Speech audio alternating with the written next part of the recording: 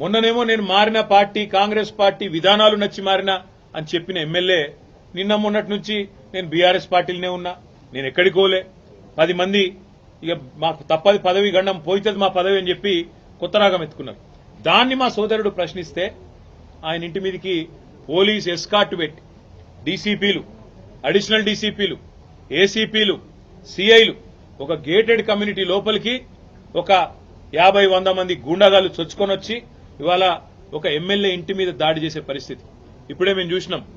MLA గారి ఇంటి మీద దాడి చేయడమే కాదు, వారి ఇంట్లో ఉండే పెద్దలు, వారి తల్లిదండ్రులు వచ్చినప్పుడు కానీ లేదా వారి మామగారు వచ్చినప్పుడు కానీ ఉండే ఆ రూమ్ మీద మొత్తం అద్దాలు బలగొట్టిండ్రు. అందులో ఉన్న పెద్దలకు ఏమన్నా అయ్యింటే, ఏమన్నా జరిగింటే, జరగకూడదు ఏమన్నా జరిగింటే ఎవడు బాధ్యుడు? రేవంత్ రెడ్డా లేకపోతే ఇక్కడ దాడి చేయడానికి వచ్చిన ఆరికపూడి గాంధీ? ఈ రకమైన గూండాగిరి, ఈ రకమైన దౌర్భాగ్యం హైదరాబాద్ 10 ఏళ్లలో ఎన్నడూ లేదు.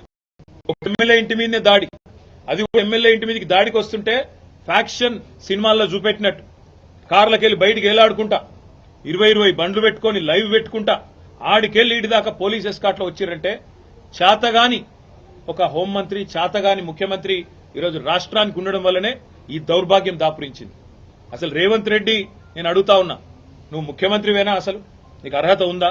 ఇవాళ హైదరాబాద్ లో నడి వీధిలో ఈ రకమైన గూండాగిరి చేస్తే రేపు జరగకూడదు ఏమైనా జరిగితే ఎవడు బాధ్యుడు? నువ్వా? నీ ప్రభుత్వమా? నీ డీజీపా? ఎవరు తీసుకుంటారని నేను అడుగుతా ఉన్నా.